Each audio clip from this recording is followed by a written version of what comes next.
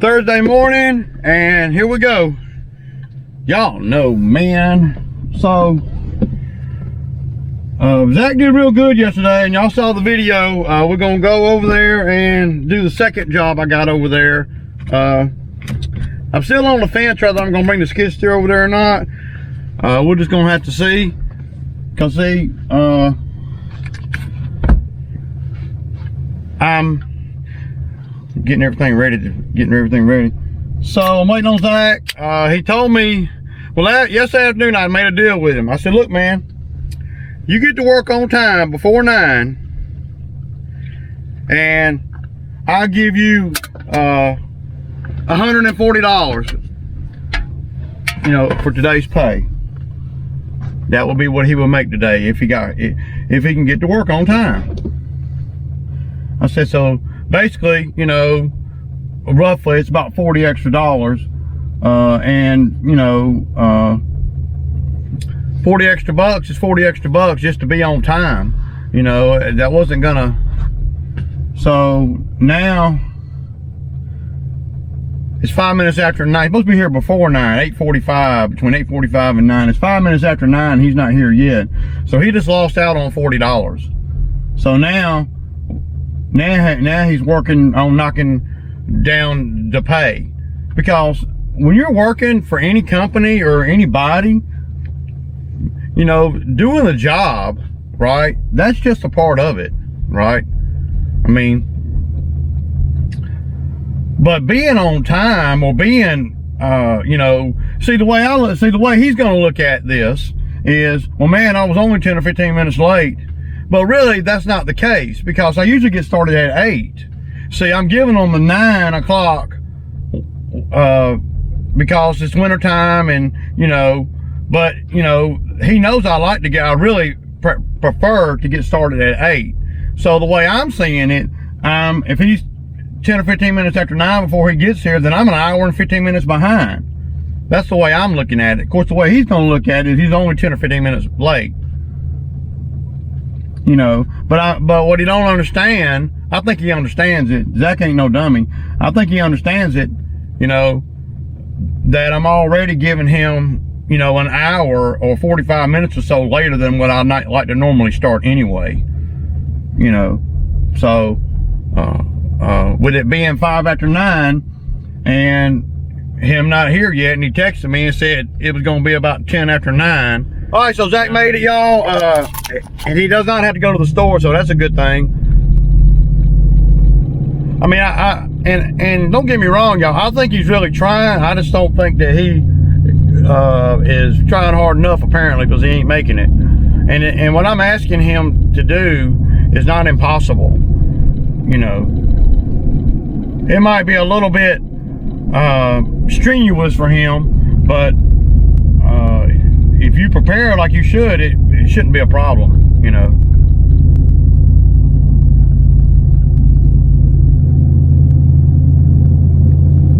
It shouldn't be a problem at all.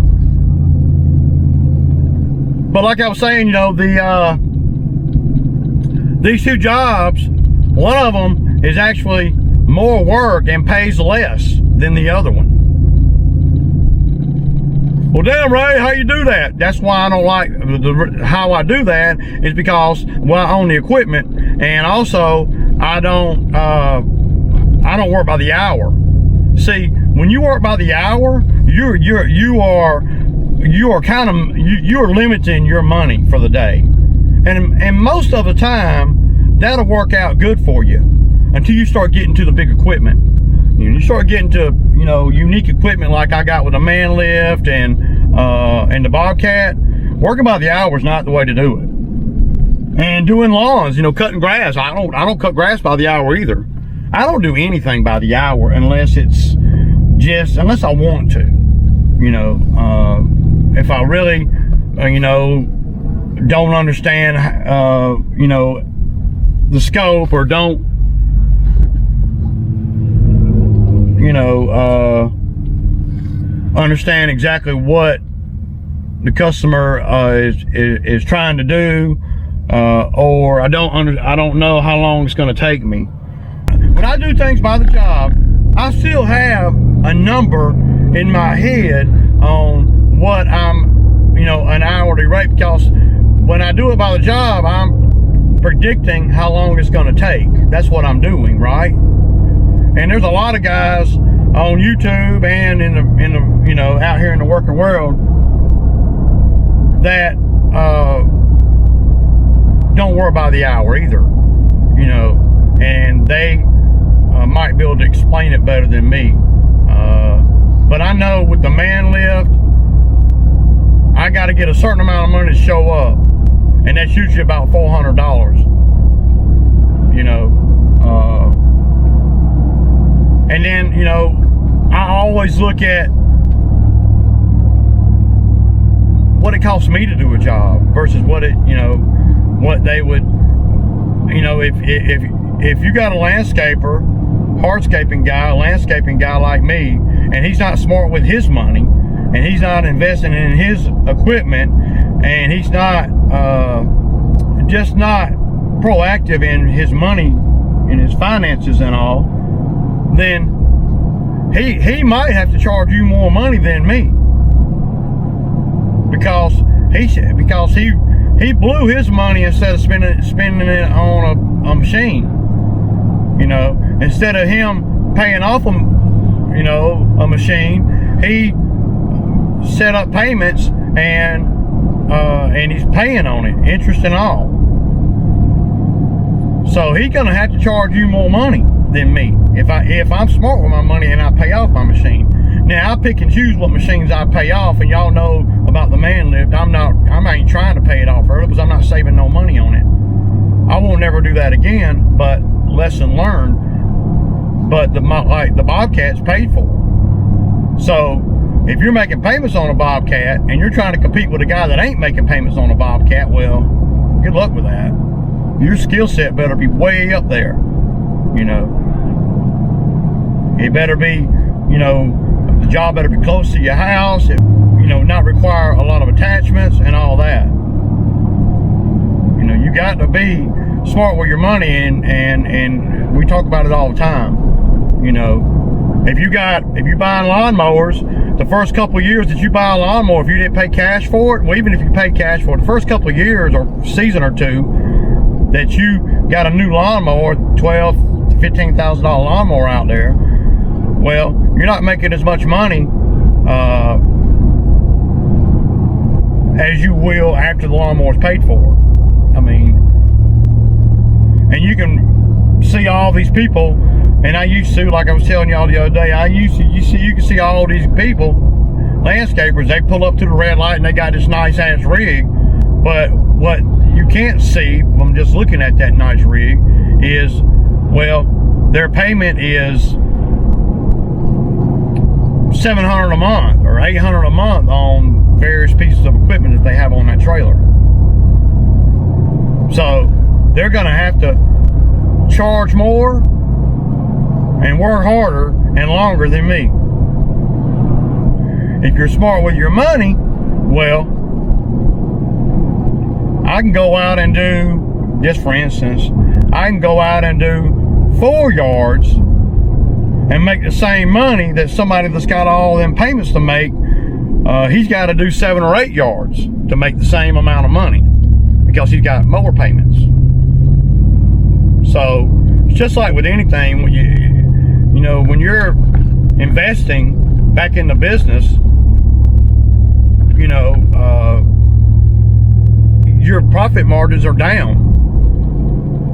But after the equipment's paid for, then your profit margins go skyrocket through the roof if you keep the equipment that long.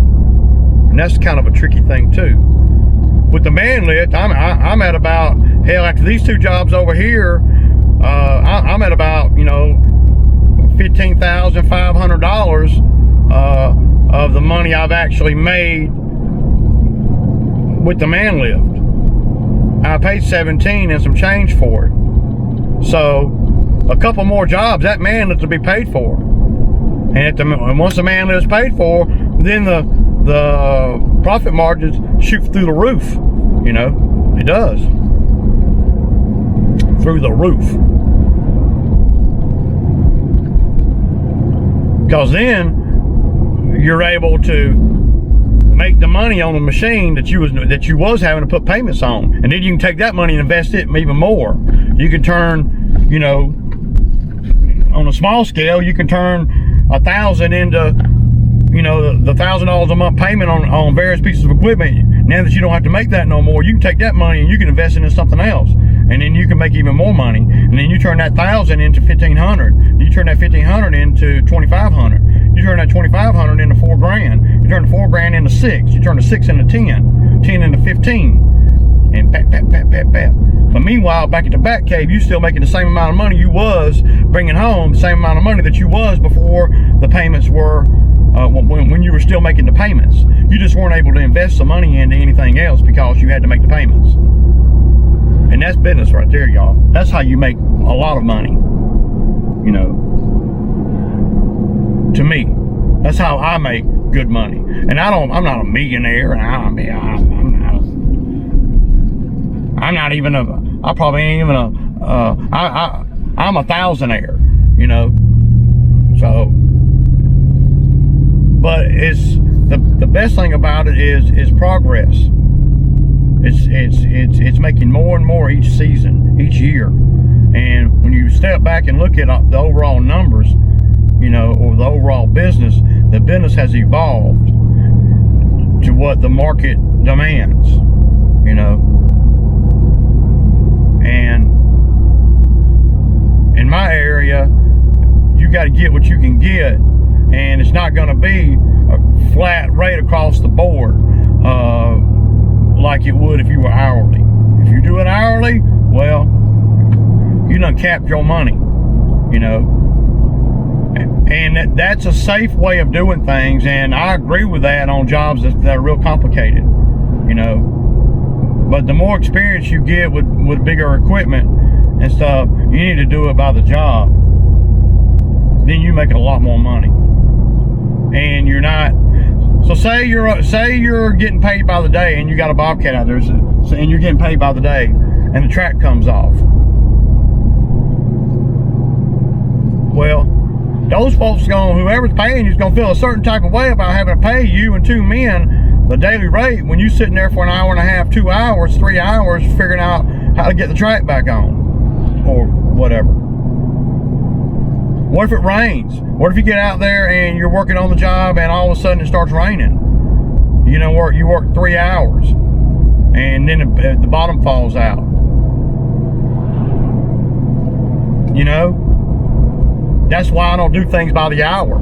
You know, for 99%. I got one guy, my buddy over there at the bamboo site. I'll work for him by the hour over there, but he always pays me, and I just build up the billable time in my free time. There's no set thing. Like if I were doing these jobs by the hour, well, me showing up at 10 o'clock, well, they ain't gonna like that. And me leaving at 2 o'clock, they ain't gonna like that either. Because in their eyes, that's not a day. See, when you do things by the hour, you're giving up the control. And you're giving up your hustle ability to do things in the background. You know, like, okay, if I'm doing this job by the hour, it means I got to be over there all day. If I'm doing it by the job, then I can break it down in pieces, and I can say, okay, well, we'll go do these 2 lawns, and then we'll go over there to that job and work on that job some, and that kind of thing. If you're doing it by the hour, you can't do that, because the people are going to want you there because you're charging them by the hour or by the day or whatever. There's just so much more money in not working by the hour.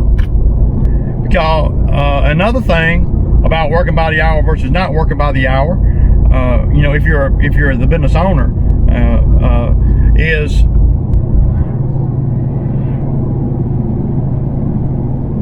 you don't get to go back on all your experience that you've learned over the years to make yourself more efficient. Because then you're cutting your own throat. Because now you're efficient, and I like to be efficient, no matter what. It's hard for me to ride the clock. It just is. I'm not built like that. I want to be productive.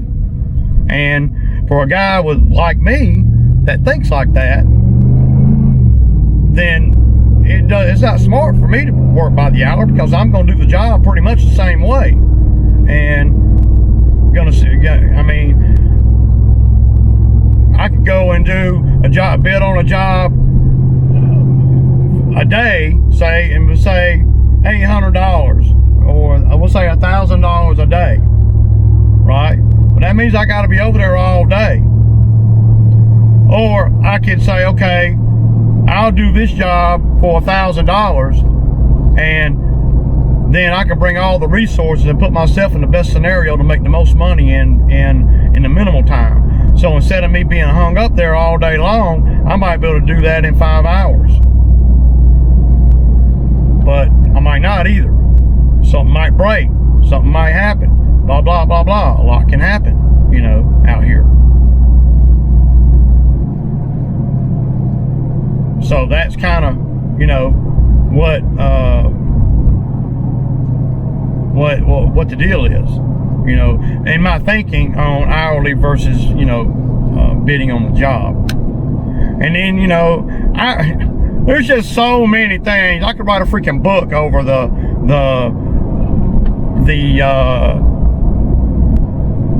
downfall and of hourly versus bidding by the job.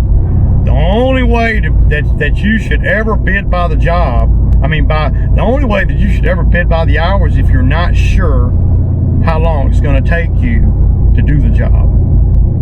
That is the only time to bid by the hour. But if you're a business owner, unless you just want to give somebody a break, when I'm working by the hour, I'm giving them a deal. Trust that. I'm giving them a deal. I am. And because I know and I believe in what I bring to the table. And it wouldn't matter. Some people are built like this and some people are not. It wouldn't matter, y'all, if I was self-employed or I working for somebody. If I'm working for somebody, they cannot pay me enough money because I know what I bring to the table. And at whatever job that may be. It could be a warehouse job. It could be an office job. It could be a transport job. It could be any job. It wouldn't matter because I know that I'm going to excel at everything that I put my mind to.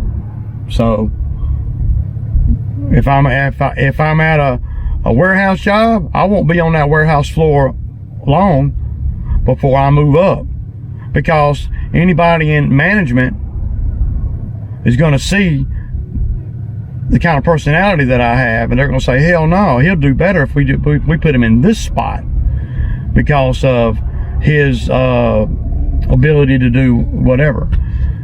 And if you're doing lawn care, well, I don't do about nothing. I would never do that by the hour. There ain't no way, because if I charge $60 for a lawn, I guarantee you I wasn't there an hour. I guarantee you. And some jobs that you can run up on, you could charge more money by the mere fact that the property is big. So, and the bigger the property is, of course, the more money you should make. But the bigger the property is, the more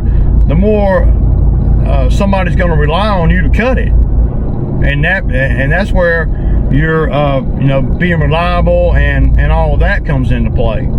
Because if you got 10 acres and they want you to cut it every 2 weeks, well, you got to throw some resources at that. You can't just pull up over there with a 30-inch push mower and make money. So if I do 10 acres, I'm probably gonna get about $600. If I do 1 acre,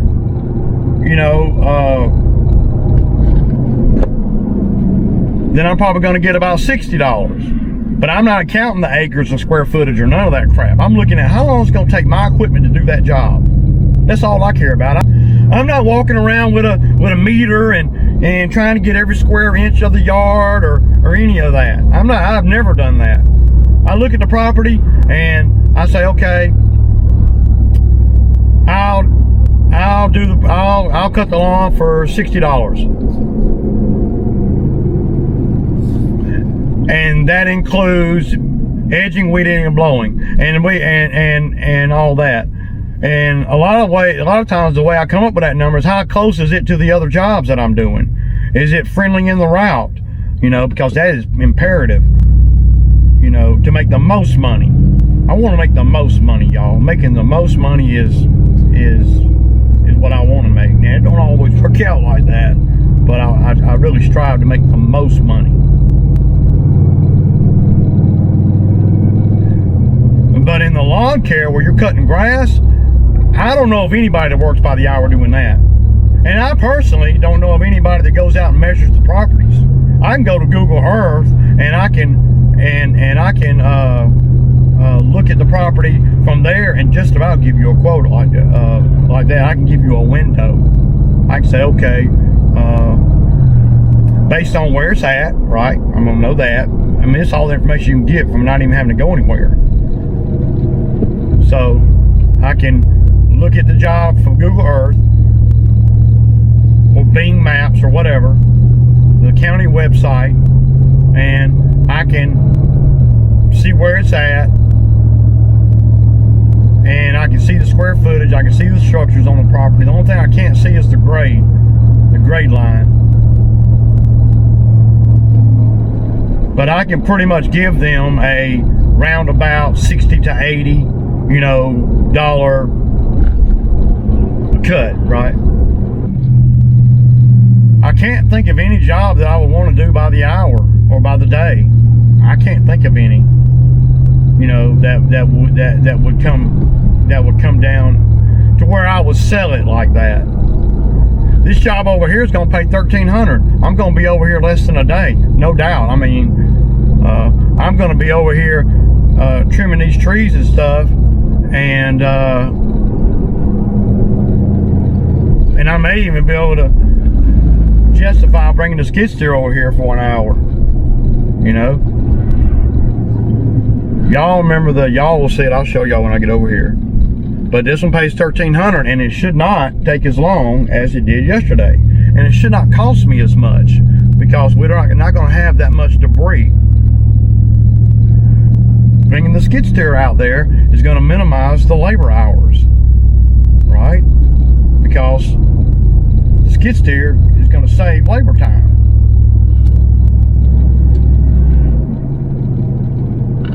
I know my buddy Randall was doing, y'all saw him over at Elite Landscapes. He was doing that rock job last week, a couple weeks ago, and that's about the only kind of work that I could do where I would have to charge, I guess, by the day. If he knows his numbers, he can do it by the day and make money at it. See, but he couldn't really bring a machine on there. See, I probably could have done the same job, but my thinking, not that his is right and mine's wrong, or mine's wrong and his is right, but my approach would have been different. See, it would have been. I would have been trying to figure out a way to get, you know, a dingo or something on there to move those rock around. Even though the ground was soft and mushy, I probably would not have done the job right then. But that's how everybody does things a little bit different, you know. I probably would have waited until the ground got a little harder, or figured out some kind of matting system to put down in front of the beds where, you know, there's just a lot that I would have done. I would have used the machine, but that number would have been in, you know, to get the machine would have been in my bid. Even if I don't ask the people to pay for the rental, or I don't fluff the numbers for the rental, and I rent it anyway, I'm going to save a bunch of time on my labor. And then you have to weigh the time that you're going to spend on labor versus the time you're going to save with a dingo versus what it costs to rent the dingo. See, that's kind of how my approach would have been. See, Randall, he just went straight to it and did it, but he's got reliable labor. I don't. And Randall's been in business a lot longer than I have, as far as in the landscape industry. I haven't been You know, I've been self-employed the whole time I've been in the landscape industry, so my approach to things is a little bit different, though his knowledge is a lot more than mine when it comes to the actual installation of anything, really, because he's worked for companies and for himself. But that's just some points to ponder, y'all. You know, and I don't know if this video makes sense or not. I'm just chatty catty all the way to the job.